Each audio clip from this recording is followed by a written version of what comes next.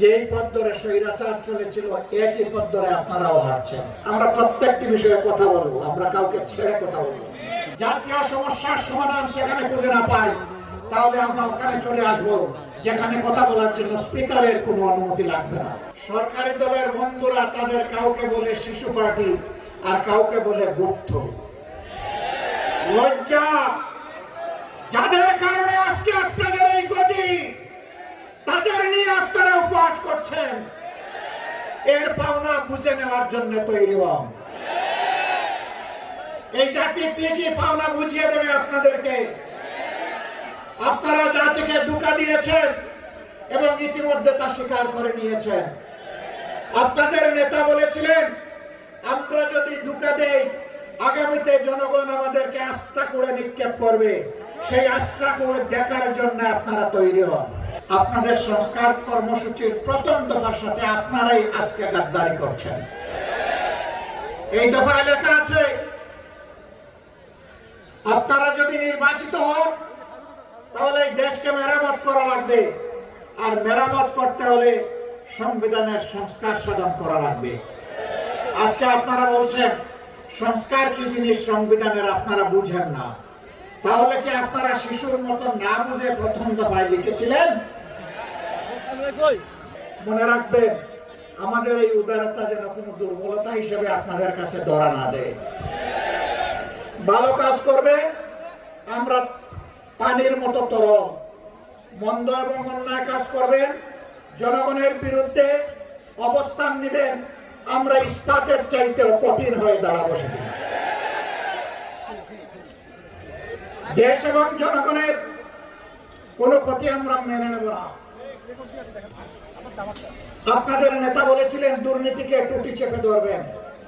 আপনারা ক্ষমতায় এসেই বললেন যদি সমঝোতার ভিত্তিতে কিছু নেওয়া হয় এটা চাঁদা হবে না।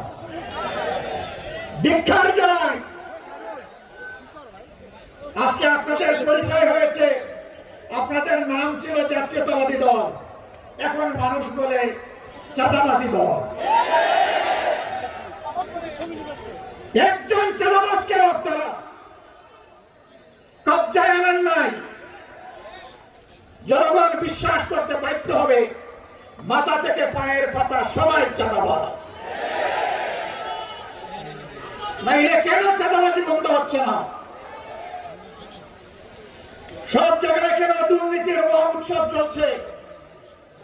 গায়ের জুড়ে সব জায়গায় রাজনৈতিক দখলবাজি কেন চলছে? বাংলাদেশ ব্যাংকের মতো সেন্ট্রাল ব্যাংকের জায়গাটা আপনারা ঠিক রাখলেন না। সেখানে একজন দলখানার লোককে আপনারা, অযোগ্য লোককে আপনারা বসাই দিলেন। ধান কাটা কর্মসূচি যদি জনগণের মানসিক প্রশান্তির জন্য করে থাকেন তাহলে এটা বুমেরাং হয়ে দেখা দেবে।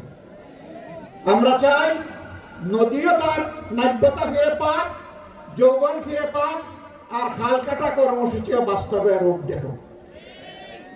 আমরা কোনো উন্নয়ন এবং আমরা কোনো ভালো কাজের বিরোধী না, আমরা এর পক্ষে। সম্মানিত বন্ধুগণ, সরকার ইতিমধ্যে যে অপকর্মগুলো করেছে, জাতির সাথে যে ধোঁকা দিয়েছে, যেই 16টা অধ্যাদেশ বাস্তবায়ন না হলে বাংলাদেশে সুশাসন নিশ্চিত করা অসম্ভব, সেইগুলা তারা ফেলে দিয়েছে। এইগুলা যদি তারা বাস্তবায়ন না করে, আমি কথা দিয়ে যাচ্ছি, আমাদের আন্দোলন চলবে সংসদে, একই সাথে চলবে রাজপথে ইনশাআল্লাহ। এবং আমি আস্থার সাথে বলছি, গণভোটের রায় বাংলাদেশে ইনশাআল্লাহ বাস্তবায়ন হবে, বাস্তবায়ন করতে বাধ্য করা হবে ইনশাআল্লাহ। গণভোটের রায় যদি বাস্তবায়ন হয় তাহলে দেশে সুশাসনের পথ সুগম হবে, না হয় অতীতের চাইতে ভয়াবহ স্বৈরশাসন জাতির গাড়ি চেপে বসে। আমি শেষমেশ আপনাদেরকে আহ্বান জানাতে চাই, আসুন দুর্নীতিবাজ আর চাঁদাবাজ এদের বিরুদ্ধে আমরা সামাজিক ঐক্য গড়ে তুলি, আমরা মানুষকে সচেতন করি, গণপ্রতিরোধ গড়ে তুলি। চাঁদাবাজরা আসলে তাদের প্রতি উত্তম মেহমানদারির ব্যবস্থা করি, তারপরে প্রশাসনের হাতে তুলে দেই। যদি আমরা তা পারি তাহলে সরকার লাগবে না, জনগণের শাসনে বাংলাদেশ ঠিক হয়ে যাবে ইনশাআল্লাহ। সরকার এটা করবে না আমরা বুঝতে পারছি, কারণ শস্যা দিয়ে ভোট চালাবে কিভাবে? ওই শস্যার ভিতরেই ভোট। দানায় দানায় ভোট, ঘাটে ঘাটে ভোট, জনে জনে ভোট, মাথা থেকে পায়ের পাতা পর্যন্ত ভোট। এই ভোট তাড়ানোর জন্য আমাদেরকে ঐক্যবদ্ধ হতে হবে।